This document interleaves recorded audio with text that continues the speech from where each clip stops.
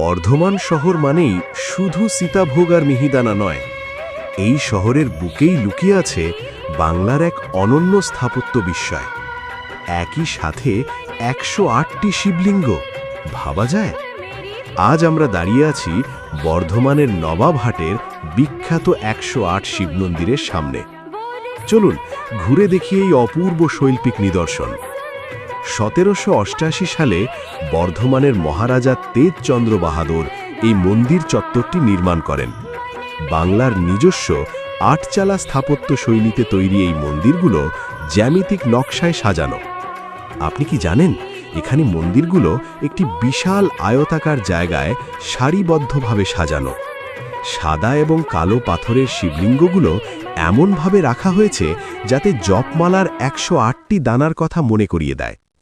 প্রতিটি মন্দিরের গঠন এবং উচ্চতা একদম একরকম, যা সেই সময়ের কারিগরদের দক্ষতার পরিচয় দেয়।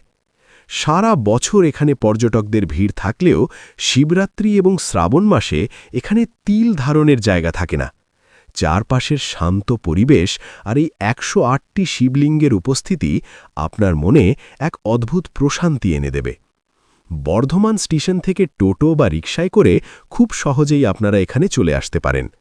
যারা স্থাপত্য ভালোবাসেন কিংবা যারা একটু আধ্যাত্মিক শান্তি খুঁজছেন, তাদের জন্য এটি আদর্শ জায়গা। বাংলার ইতিহাস আর সংস্কৃতি কতটা সমৃদ্ধ, তাই মন্দির প্রাঙ্গণে না এলে বোঝা সম্ভব নয়। আপনি যদি বর্ধমান এসে থাকেন আর এখানে না যান, তবে আপনার সফর অপূর্ণ থেকে যাবে। ভিডিওটি ভালো লাগলে শেয়ার করুন আর কমেন্টে জানান আপনি আগে কখনো এখানে এসেছেন কিনা। এমন আরও ভিডিও পেতে আমাদের পেজটি ফলো করে রাখুন। জয় মহাদেব।